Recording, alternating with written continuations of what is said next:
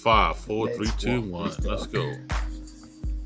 We just slowed down. Oh my We are God. live. Walking my Buenos dias, buenas noches, buenas tardes. Hello, everyone. Hello. Yes. How is everybody doing today? Welcome to a beautiful week. No, not a beautiful week. End of the week. A beautiful end of the week, but it's been a weird week. Definitely the skies has turned to different colors on us. The smoke has slowed us down a little bit, but we've had a great week. I'm sure we've actually had a conversation in the backstage, but we actually had a great week, each and one of us. Please let us know how you did. But all in all, ladies and gentlemen, welcome back to Real Estate Unwrapped. I'm looking forward to today's conversation. Oh my God, we've been fighting. Yeah, we're gonna have We've been asking ourselves some questions. Not everybody agrees, which is great because not everybody has the same as a different opinion, which is fantastic. Yeah. So today's topic is really, I think it's let's pierce that bubble thing. Let's talk about what happened this week, because in that short week, a few things really happened within our little world in New York and Northeast America. Maybe more in New York. They were like a little bit unusual, right? It felt a little bit. I know. I felt in Blade Runner. I felt I was living in Blade Runner 1. Oh my God. For the most part. Wow. Not even Blade Runner 2. Blade Runner 1. It reminded me of one of those throwback movies. Like I was telling you guys, it felt like the scene from Mad Max. Yeah, something like that. It was crazy. It felt weird, right? Yeah. It really felt weird and eerie. And the smell was interesting. The air. I can tell you one thing. I made a mistake on is it Tuesday, Wednesday night. I made a mistake to walk home. It's not a long walk. It's about 20 minutes from the office in Forest Hills to Kew Gardens. Yeah. Yeah. Middle of the night, I'm coughing up some phlegm that is like a little bit brownish, and I'm like, what is going on? Nice. I'm like, nice. It's very nice. Wow. Yeah. No, listen, I stepped out real quick. Actually, it's funny enough. I was in Pennsylvania Tuesday. So I was there. We got there Monday night. Tuesday, we started noticing a little bit of smoke in PA. And I was just like, I'm like, damn, it smells like a campfire. Yeah. It had a campfire smell to it. Yeah. On top of not only that, and probably all the toxic things that were burning. Yeah. Yeah. I mean, it was crazy. I mean, for me, I forget where I was, but for me, it felt like somebody's house was burning for some reason. Yeah, Man, it's taking a long time for them to take that out. So, what was sad, and how we all suffer from PTSD. You know what? The first thing I heard it so many times from agents, from people on the street who were like sort of, when things happen, people are a bit more friendly. They want to pay attention to their neighbor a little bit more. It was reminiscing of 9/11. So people were talking about the smell at, the aftermath of 9/11. And I think it brought back a lot of anxiety and fear in people, It's not the same at all. But I don't think it smelled. I mean, No, I know, but this is what. I actually visited the site. After. It wasn't like right after. It was probably like maybe a week, 2 weeks later. Yeah. After the incident happened, and I remember vividly that there was a smell. Thank you. I was 2. I was 2 years old in 2001. So that makes me how old now? 25, right. Something like that. Yeah. 22, actually. Yeah. 22. I'm 22. Sweet. Yeah. No, but you were very young. You were like a kid. You were like. I was 15, 16 years old, 15, 16. And I went back and I remember the smell. This smell was completely different. This smell smelled like a campfire. But the smell in that time, not to take it there, but it had an extra scent in the smell that was like burning. Anywho, it was a different scent. This is the conversations I had with people, again, walking, from, basically like the neighbors going across the street and stuff like that. This is what this is the few things that were brought back to my attention. And this is what it was reminiscent to people It about. looked that way. Yeah. I'm saying us as a, this is where PTSD, and this is a little bit of those symptoms. It brings back some fear and anxiety, Yeah. It's I was waiting to hear the sirens from The Purge start. Oh my God, this is I like your very optimistic outlook on life. I was driving through. I was on the Cross Island, and I literally saw smoke as if there was something burning next to the highway. Okay. Like that's how it was, like covered in smoke.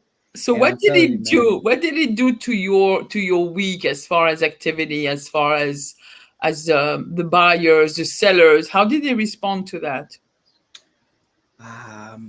Well, interestingly enough, I had a closing this week that, it almost didn't go through for silly reasons, but ultimately we made it happen. But I think that triggered some wackiness in people, in my opinion, with everything that was going on. It's just like, I feel like people were just maybe on edge. To your point, it was just like people being on edge because we don't know what's going on.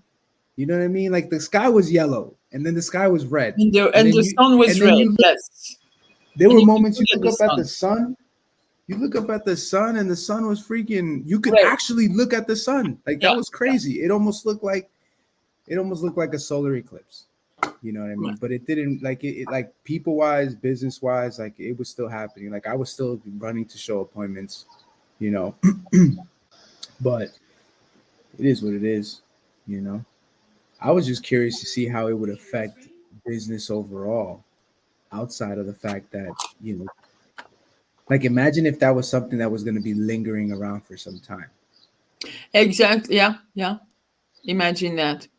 Well, we're glad it did it, but go ahead. Yeah, well, I mean, even if it did, I think it would just be more of a slow process. I mean, I've actually had a couple of cancellations due to the, people who've been working outside and they couldn't do any showings the next day, right? However, I'm actually, I do work with a lot of teachers, and they recently just closed down the school, so it's in that sense of the matter. I'm actually getting a lot of people saying, hey, I'd like to see something. I'd like to see something. I'd like to see something. What I'm seeing also is that a lot of folks now are just wearing a lot of masks, just to protect themselves in that sense. So we already had the whole scare portion of COVID. So most people already are sort of used to wearing the mask. Mm-hmm. And from what I'm seeing, it's for me in the sense of working with the buyers, not the sellers obviously, but the buyers in that sense. They're afraid of just being out there too long, or they're just not wanting to go out because they were already exposed for so long. So if we were to have this as a long period of a longer time, I think that those who are doing a lot of showings in one day, would see a diminishing number of how many showings it will do for that one moment. I don't even think open houses will be will have that much of an impact throughout the course of the week or weekend. Yeah. So. Mm-hmm. Okay. So interestingly enough, so for you guys that are tuning in, we kind of wanted to make this more like a conversation that we can all have. So if you do have any questions, definitely throw it in the chat. But ideally, what we wanted to run towards was topics or questions or things that we're experiencing as we go into the field, whether you're a listing agent, buyer's agent, dual agent, secret agent, whatever type of agent you want to be. We're just curious to know what are some of the things that you're experiencing right now in the field. So definitely comment, share your ideas. I want it to be more like a mastermind in a sense, where we're just now kind of brainstorming on what's going to happen next. Clearly the summer is around the corner. And in my opinion, I feel like even though summer is like what, the 20th or the 21st of June, something 21st, like that. 22nd, yeah, something like that. So even though summer begins on that day, technically speaking, it almost feels like summer starts after Memorial Day weekend. Yeah. You know what I mean? So with that being said, we're also running into the summer market. We're now dealing with the families that are trying to purchase or find the property before the new school year starts. So there's a lot of things that we're encountering. So I'll kick it off. I'll share with you guys. It's interestingly enough, what I'm noticing is I'm working with a lot of buyers out here in the Long Island market where we're starting to notice that it's just getting ridiculous. Like, I'll be honest with you, it almost feels like the summer of 2022. Wow. We were making offers. I got a client that is despite the rates, despite the rates, talk of the interest rates and stuff. correct. So which proves, prove the demand is really, really, really, really strong. Yeah. I think even though, for example, right, like you're dealing with a client that's pre-approved for 600,000, and they were pre-approved for 600,000, some time ago, 5% interest rate. Now we're almost at 7. We are right? at 7. We're at 7. I saw the other day, I got Wells Fargo sending me rates updates every single day, and Right. I saw it said 6.99%. No, this is with discount points as well. So we are with discount points, correct. Yeah. So let's not so yeah. So I think what people are missing is, for example, you're dealing with a buyer. They're approved for 600,000. The interest rates are at 7%. Now they're no longer approved for 600,000. They're now approved for 500,000, right? And it's like people just get this misconception that I'm just using hypotheticals. I'm definitely not a mortgage professional, so do not. I'm not giving any professional advice here, okay? But I'm just throwing hypotheticals, right? Whatever, 550, big difference, right? Yeah. Prices are going up. But what we have to keep in mind is the same way that your buyer was affected, there's buyers out there that were pre-approved for 700, 800, 900,000 that have now been reduced and are now in the market price point that you work in. You know what I mean? So don't get so hung up on the buyer that you're working with right now that maybe doesn't qualify for what they used to. We need to remember that we're constantly generating business and we're always out there trying to find new business. Hence, we got to find the new buyers that are qualifying for the price point that you're working in. Yeah. So funny enough, the one buyer that I had, they actually made, right now, we've already made 6 offers on properties that we've gotten outbidded on. What were you gonna say, Gigi? Yeah, I guess I mentioned to you guys yesterday, one of our agents sharing, as we were having our cold calling night on Tuesday, sharing their experiences with buyers in Nassau. I feel like she's going through 26 offers that were turned down from one buyer. 26. So it's like yes. So I'm like, it's probably time. Let's powwow and let's change the direction. Let's and make sure we know what qualifications we have. Let's sit down with the buyer and ask and re-qualify again and see if we can find a different. Let's think outside the box. That's what the consensus is. Also, speaking with other agents, I've had in the co-op market, which is pretty insane because I'm seeing different layers of different things happening. Buyers really lowballing on their offers, lowballing, like really, really bad. Yeah. You have a lot of those co-ops, and again, because the city is getting expensive and you have all those new requirements from local laws and so on and so forth to do things, all those co-ops have been hit with a maintenance increase, and if not maintenance increase, like assessments upon assessments, right?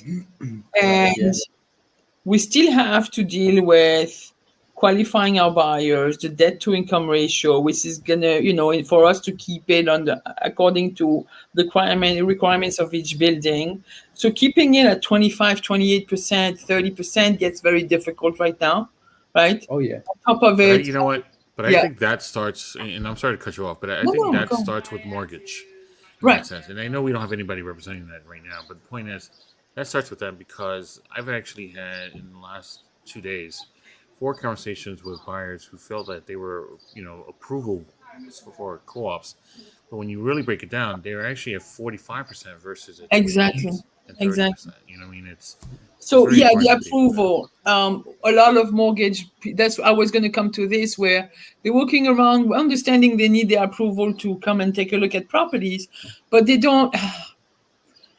I beg some of those mortgage professionals out there to really get versed in co-ops. Really, really, that would really help us, like real estate professionals, because this is a disservice to the client.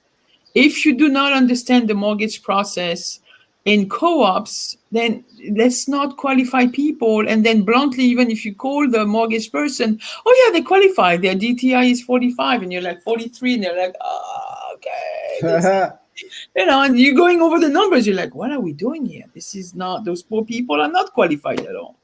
Yeah. On top of it, we're going to have the assessment. Then I'm seeing letters being received by shareholders all across Queens, because that's mainly what we're doing, where the assessments were about to end of June, and they're either being extended until the rest of the year, or they're being absorbed by the maintenance, where now maintenance are really like significantly higher than they were as base maintenance, because that's different calculations for debt to income ratio. So yes, it's a little bit difficult. So buyers take that and say, here, let's just cut off the price. And we're like, we're going to have some problems because the boards are not going to accept that price. Yeah. You understand? So I'm coming across a lot more of those co-ops that are having, minimum sale prices, or few issues right there. yeah, where even before they didn't have that. They didn't have a minimum. Like some of these didn't have it. Like give you an example, Tabalt Apartments. I don't recall them having a minimum sale price, but yet now they don't want you to sell their apartments for less than a specific price. Okay, so I'm seeing my. Yeah, you're glitchy. We noticed it. Yeah, you're frozen and now. She's glitched now. So yeah, I agree. I mean, I've gone to a point as well. As far as price, I think they're just you have to understand that they're just trying to make sure that they're not losing values in these buildings. That's why. Correct. I get the that. price requirements on that is they're trying to make sure that a one bedroom that's worth, let's just say, $320 now. Yeah. That we're not selling it for $270 or $250. Yeah. Because of what's going on, right? And ideally. But what I would say to you, brother, on that is, I think co-ops have to be a little more fair, right? It's like the stock market. Even though the market's crashing, these companies can't say, no, we can't let you sell less than this number because we don't want to lose value in our shares. At the end of the day, the market, the buyers are the ones that dictate it. You know what I mean? Right. So if that's what's happening, they shouldn't do that. I remember I had a family member that owned a co-op in Regal Park in those apartment complexes. So when the 2008, 2009 housing market crashed, and everybody was like, oh, this is the perfect time to upgrade into a bigger place, people were trying to sell their co-ops. And these people, which are like family, extended family, they were trying to sell, couldn't sell it because there was a minimum sale price. For whatever reason, it took them forever. They finally sold it, but they sold it with a loss, which chances are they had to give the buyer a credit towards the purchase because they had to meet this minimum sale price. Right. And we're witnessing a little bit of that right now, I think. We have a little bit of disparity. I have to do that with a couple of my listings. It got to the point, like one of them, I feel terrible, but we've had people that gone through the board, didn't get approved, had to go back through the process again. You know what I mean? And it's like, it's been some time, and now, just like everything else, people get desperate. Yeah, I think that's desperation is really what it is. Yeah. And I mean, not for nothing. I mean, again, dealing with a lot of buyers in that sense, one of the few things I'm also noticing is that they're hearing the news. They hear the news. They hear that interest rates are going up, so on and so forth. They're seeing the market. They know which ones have been in the market for now 5-6 months, or 4-6 months, and in their eyes, I mean, most of them are already like $10,000 per month, kind of thing. It's like, or $20,000 per month. It's like their mindsets on that. Although they want to lowball the price, first thing is let's put some mindsets into this. You're buying this, yes, but don't buy it because you think it's this particular reason. It's the market's telling you, look, it's this particular price at first. Right. But at the same time, for everyone out there, we don't always know what the motivation of the seller is. So if you want to put in a price, go ahead. Let's go from there and see what happens. Yeah. Because honestly, at the end of the day, we don't know how fast the seller needs to sell. So. Can we talk about the elephant in the room in New York City? Oh, hold on a There's a lot of second. elephants. Which ones are you talking about? I think the circus already The came in town. The circus is here to stay. I think I thought Ringling Sorry. Brothers was done, but I mean it's still here. So Okay. So you've seen earlier this. Oh my goodness, what happened? Oh, he's putting up the article. Earlier this week, Mayor Adams announced a plan. A plan. Nothing has been is set in stone. Okay, This is a housing plan, to you said, right? it's a plan. It's a plan. It's This nothing is is a set in. plan. I think I got it, G. This is a plan to help New Yorkers make more money. Is that what it No, is? no. So New No? York Adams is has met with different leaders, religious leaders, and other leaders, to deal with the housing migrants that have been flooding the city since last year, and they came up with the idea that maybe private residences could host migrants, and those houses owners, could benefit from $125 per day per person their house, and that would I believe that will include food. So currently, the city and us Wait, taxpayers hold in on, New hold on, York hold on, hold City. on. I'm sorry, hold on.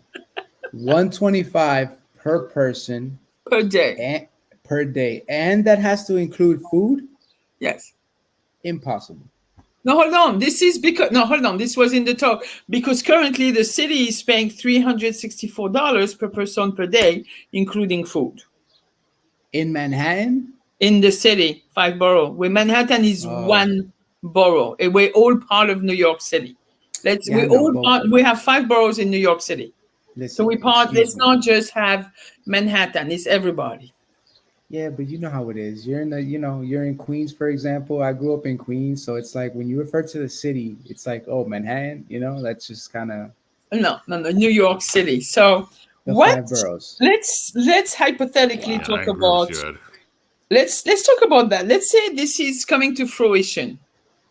What will this do to the multifamily market? What will this do to the Let's housing ca- market in general, residential market? let's No. calculate something, right? I'll pull out my calculator, right? We're gonna crunch numbers because if this is the case, then I do feel that this is definitely gonna change the rental market moving forward. He's laughing. I'm like, I don't want to laugh, but this is serious. Like there are a lot of things we It's need to take in consideration while you're doing your calculations. there's a lot of things that go through our minds, right? But I'm glad there's three of us here. And for those of you tuning in, definitely pitch your ideas. But I'm just thinking outside the box, right? Aren't we all supposed to think outside the box? We are. And let's not even put too many, let's not put our political affiliations or our whatever we feel. Let's not put anything political in that conversation. Let's go with just facts and what we're Okay. dealing with. Yeah. So As real talk. 125. All Yes. right, let's do this, right? If I had a multi-family house, what do you guys think? Forest Hills, right? Let's say Yeah. Forest Hills. Multi-family house in Forest Hills. What would you say average what? 2 bedroom, 3 bedroom? 2 bedroom. Yeah, two Two Yeah. bedroom. bedroom. Let's go to two. 2 bedroom. So how many people? I don't know if you guys know this. I don't know this. So I may learn something new today. But how many people can you house legally in a 2 bedroom apartment? Up to Five, five Up between to 5 and 6, people. 5, 6. Yeah. depending on the Okay. size of the. So are we Yeah. going with the 125 number or are we going with the three? What did you say? No, Three the 364 is for hotels and stuff. The 125 number. hotels. Yeah. Wow, 125. So 125 times 5 people. Yes. That's $625 a day. Now you have to feed these people, right? You have to feed them. Yeah, but if you're going to be cooking for everybody, how much food you spend per day? Whoa. I gotta cook for them too. I Yo, don't know. Or you just give them a stipend of how much? Okay, $50 a day for food. That's already a lot. that's like one meal. In New York City, $50 can't even get you one grocery bag. Okay. Look, 625 a day for 5 people. If we Yeah. multiply that by 30 days, right? Let's just say 30 days. Yeah. That's $18,750 Per per month. family per month. Okay. What about per year? Times that by 12. That's $225,000 a year. Right. Okay. And then you're able to feed them with that. Okay, now the question is, it's great.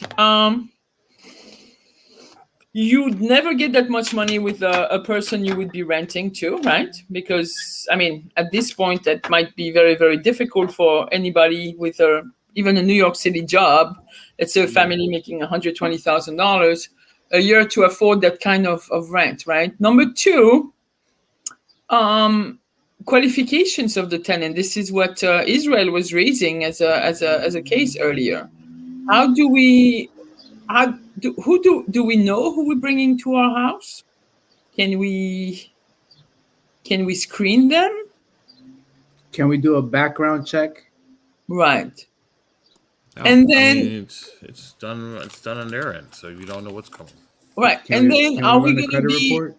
in a are we going to be are the rental laws going to apply? What's going to happen to that?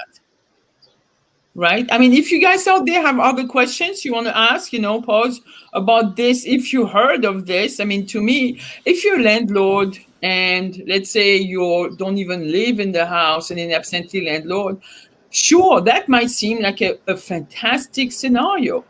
If you're a house flipper, that is even a lovely even type of arrangement. You might not even want to sell those houses. You'd renovate some and you just house people in there and you just rake in the money. Sure, I see where this is like something that, you see the dollar signs in there. But then it's like, okay, how much control do you have over the residents? I mean, they're going to live in your house. Are they going to be like tenants? Can you house some people even if you have a one family house and you have a spare bedroom? What do you do? Can you house people? Can you house 2 more people? I have a question. Yeah. If you house these individuals and God forbid something happens to you. Yeah, somebody's coming in with a. So if you house these individuals and God forbid something happens to you and no one finds out and they stay there and live in the property for the next 9 years, can they automatically now assume ownership of the property? No. Yes. They're considered squatters. Reverse. They would be, but that's my point. They would technically all right, so technically they kind of are squatters from the beginning, but technically no, because you're getting paid to house them. So the thing is, they're not really considered squatters because if you think about it, it's almost like an Airbnb version of it, right? Oh yeah. So if you look at it in that sense, right? It's a long-term version of an Airbnb or VRBO version of what's going on. Okay. But the rules, obviously are changed in that sense because again, you don't do any of that qualifications as you do for the tenant for an Airbnb or a VRBO person. So let's ask the question. So how come? So now, how do we feel about Manhattan not being able to do Airbnbs and being able to house migrants? So they can't do Airbnbs, but they could do air migrants and migrants. I mean, I know. So you have a lot of questions that are still remaining unanswered. Francine says that it's a great way to make money. But when do they leave? Exactly. So now there are a lot of gray areas that need to be discussed. What is the length of the stage? What are the security measures being taken in account for New York residents? Is this hypothetically, if this was passed, what would it do to the real estate market in New York? Which leads into my next question. if you And we're decide to being very house, politically correct right now. We're being extremely politically correct. trust me, Because my when tongue we is prepped this bleeding. thing, it was My like, this tongue is needs to go. bleeding from holding back. You should. Please do. Please do. So my question to you guys is, or to Mayor Adam, my question is this: if I decide to house these individuals, these migrants in my home, and also decide to sell my home at the exact same time, do I have to sell my home with the migrants inside the home, or do they have to vacate the property prior to closing? I'm not even going to answer that. That was a good question we got earlier. That's I am not answering this. I mean, yeah. I mean, if you do, I think like if you do have you making, let's say in the most ideal situation, everybody's screened, you know who you're gonna get into your home, and the city is actually paying $125 a day. By the way, you know where this money is coming from, right? Yes, Ukraine. No. Our tax money, okay? New York City residents are paying for it. So, okay, now our taxes will be increased. That's. I can't believe that. I didn't want to talk about this. Israel is totally disgusted. He doesn't want to even talk about. All right, No, let me explain why. Here's another reason why. Because honestly, when it comes down to it, break this down. How much was it for the year for these migrants? $225 for 5 people to house. 5 people. To house 5 people, family of 5. Which their grocery bill could probably be maybe. No. I would say $200 a week. I gotcha. Okay, so these are folks who don't have credit. These are folks who don't have some sort of income. These are folks that we're taking our tax money for them. Now, there's tax money that's also being used on something else, which is called Section 8 and vouchers. And if you really break it down, okay, a 2-bedroom in an area that cannot even house a $1,500 or $1,800, right? Let's just say Lawn and City or any other areas that we know, right? They usually are much more. $1,800 a year is about what? It's almost. Well, I'll tell you right now. Funny enough, I'll just let you know right now. I actually do have a 2-bedroom that the vouchers had qualified it for $2,400. Okay, so $2,400. So $2,400 for a year. Per month. $2,400 per month. $2,400 per month times a That's year. 28,800. Divide that by 365. Divide that by 365. That's $78.90 a day. So we're giving more money to those folks that come on. I'm putting myself on God mute. knows where. From God knows where. I'm putting myself on mute because honestly, no, seriously, I like this because it's I'm putting myself on mute because there's no come on. And then these folks, the Section 8 vouchers, are having the hardest time to find homes. Yeah. And yet we're over here to come on, man. And we're willing because quite frankly, at the end of the day, what's gonna happen, right? As human beings, what are we constantly thinking about? We're constantly thinking about having to pay our bills. We're constantly thinking about where the money's gonna come from, how we're gonna get our groceries. Cost of living is getting higher. They're saying that you have to be rich to live in the state of New York, to live in New York City now, right? Absolutely. So if you tell me that I house people for an entire year and it's going to be $225,000, that can easily pay off probably your entire mortgage for some of these folks. I understand, but how do we? The thing is, why on this we're all taking care of our little self, like on that level. It's great, but then though the people who really need it, we cannot even take care of our own people that are in New York. That's the part that gets me mad too, I'll be honest. Come on, that's so fucking annoying. I mean, honestly, not everybody on Section 8 is taking advantage of the system. You have a lot of folks that really need a little bit of help.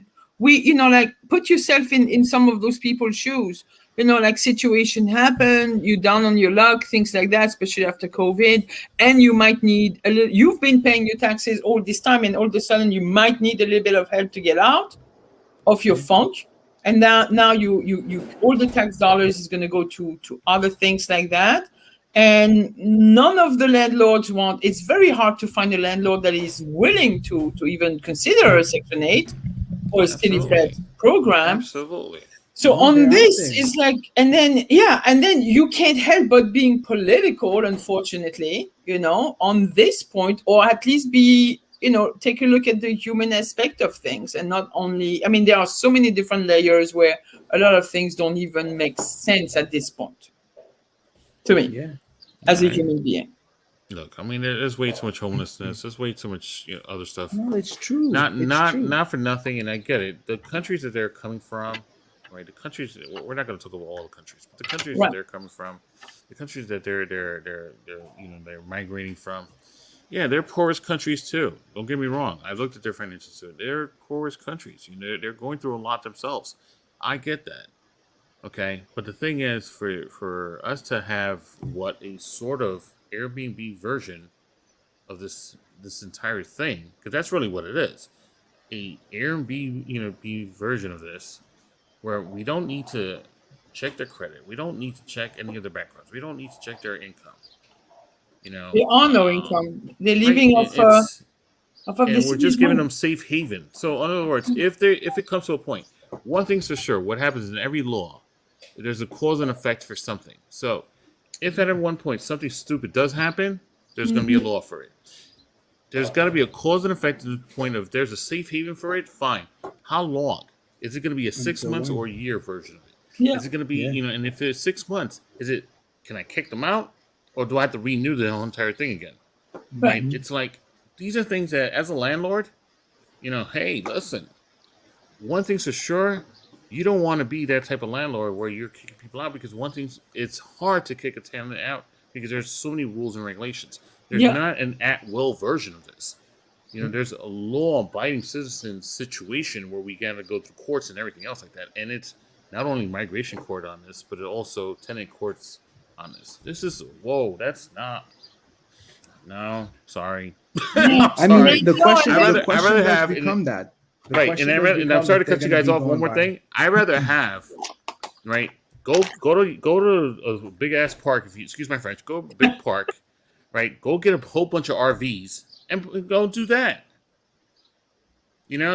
Just literally for you to do something. Yes and no. Then it's it's like, the safety, and then it's another. I've seen what happens in France, where they have those huge parking lots and parks right on the outskirts of big cities, and they put people in trailers and tents and stuff like that. Then it becomes like, it's a hard situation for them now. I mean, and then many different things that happen. Then you have the cultural differences, and you have people that are being brought up from like from countries where the mentality is so different. You have so many different issues to address, and then the safety, like how do people adapt like this, a total different culture, different language. correct. How I agree do, and then 1,000%. how do you keep the safety from for the migrants, and how do you keep the safety for the citizens and the residents? It's like, whoa, okay. Who do we have in the bunch of migrants? That's the thing. We don't know. We Yeah, don't know. And not for nothing, and they're all good points. All right. They're all good points, because at the end of the day, you're 100% right. These are the questions that people are going to have. Like, who are these people? Who are we housing? Like, can we kick them out if we feel like it? Can it happen from one day to the next if they're not living by the rules we have? You know what I mean? But at the same time, what's even scarier, and not to take you all down a rabbit hole, but what if I'm not saying that these folks don't have good intentions. I'm sure they are. They're fighting for survival, just like everybody else did. But at the same time, we must understand that we are humans, and we're going to take advantage whenever we see fit. So what if this is an opportunity for the wrong people to get into the country and establish themselves to then destroy something from within? Because everybody knows the way you take down great powers is from within. It's never from the outside, it's from within.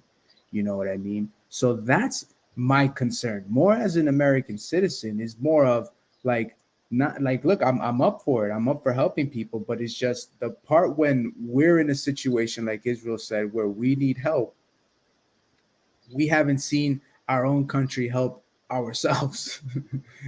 you Right. know, No, no, I with know. I mean, I would have been very, very careful with, even as a leader of a large metropole like New York City, I would have been very careful just tossing that idea around, because it's just subject to so much contention. It just 100%. raises so many human rights, civic rights, political, issues. I don't even think we're like even ready to, I mean, especially when you're just tossing the idea and nothing is in place. I would not have voiced anything right now if it was me.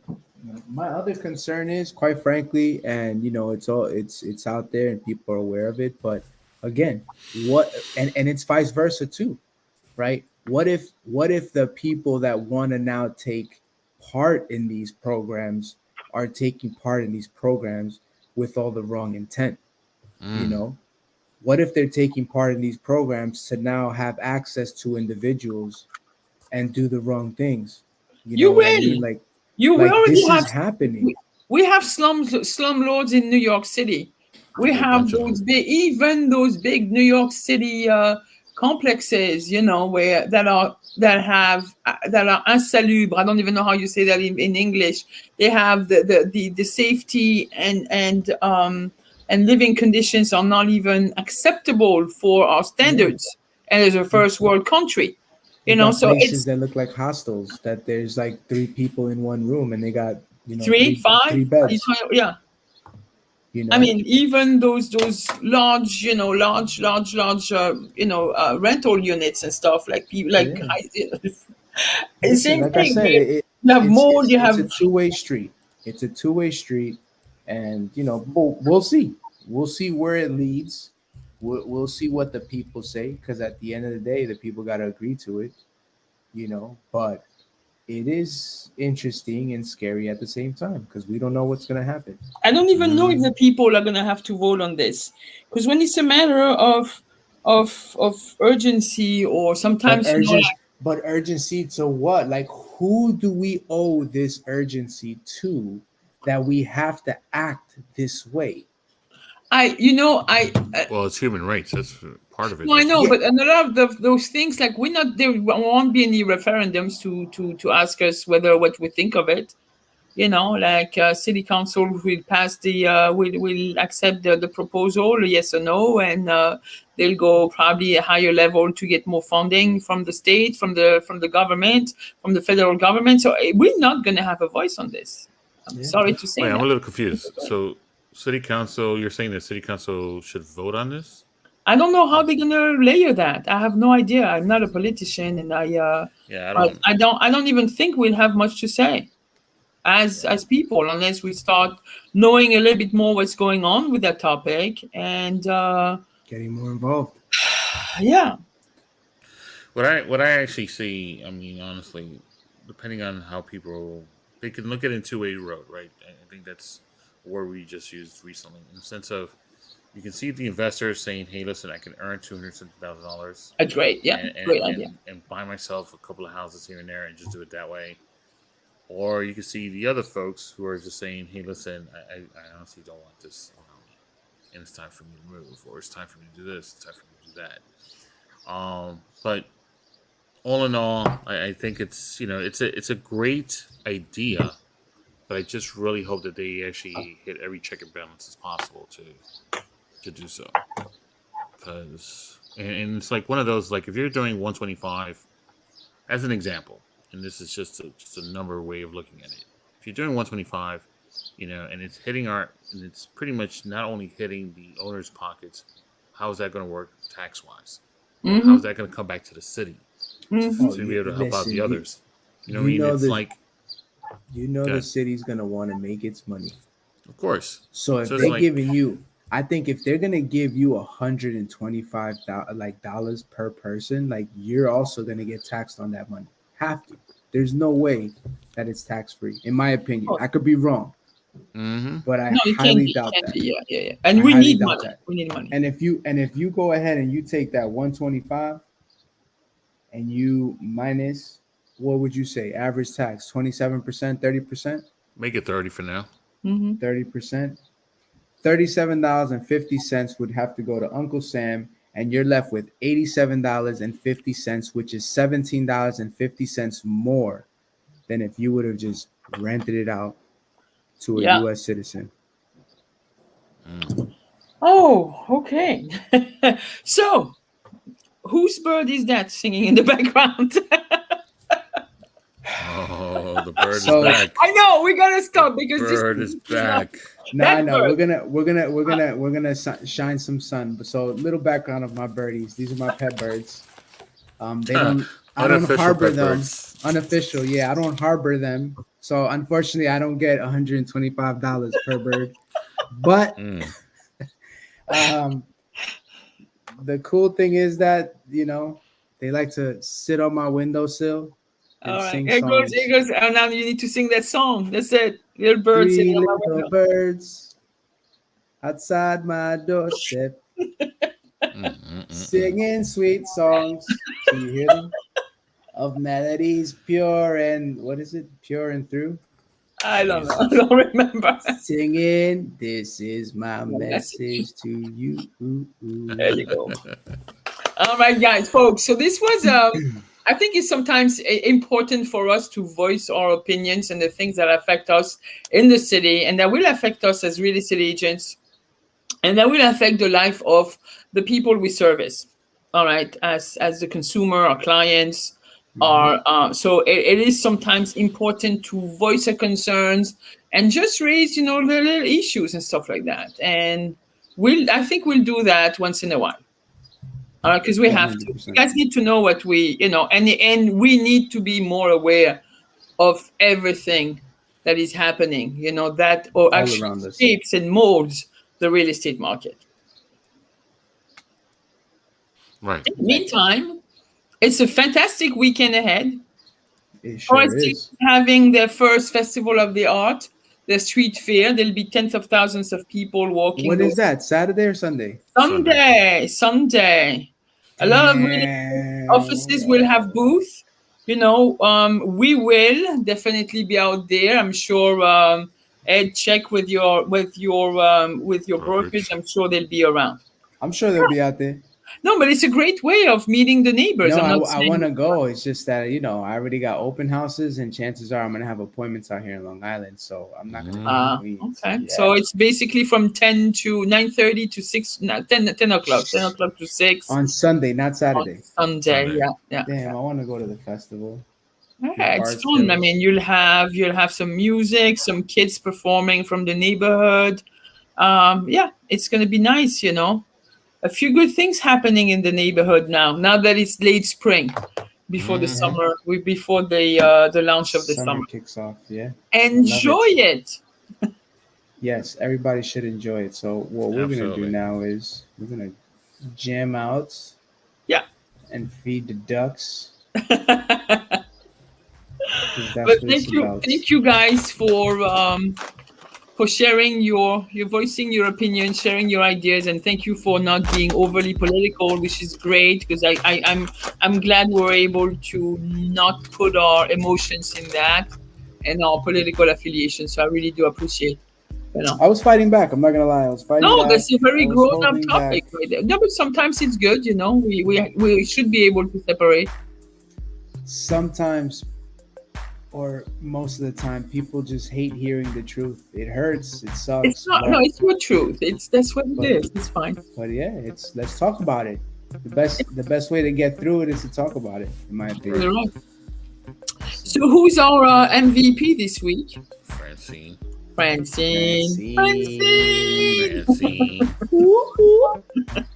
All right, guys. Enjoy your weekend. Yes. And go out there sure. to open houses. Make sure you stop by. Make sure you stop by because we're gonna be out and about. I'm gonna be in Kew Gardens in East Elmhurst on Saturday, and then I'll be in Queens Village on Sunday. and then I gotta head out east. Good. Israel, what you doing this weekend outside of the Well, you already know Sunday I'm going to be part of Forest Hills, so I'm actually going to be just in the trifecta. We're looking at it. Regal Park, Forest Hills, Kew Gardens. Yeah. Sunday, Saturday, it's going to be Forest Hills, Long Island City, and then heading over back to Forest Hills again. All right, I'm going to finish preparing for that fair for everybody. And we still have Saturday open houses in Kew Gardens and Kew Garden Hills, so that's pretty cool. All right, and then Sunday the fair. Sunday the fair. That's it. Yeah, you should go. It's going to be fun. It's going to be I'm fun. gonna try to make it. Let me see what's up. Yeah. All right, guys. Peeps. Everybody have a great day. Thank you so much. See you Enjoy the next weekend. week. All right, we're out. Let's go. Peace. Yeah, we out of here. Peace. We out of here.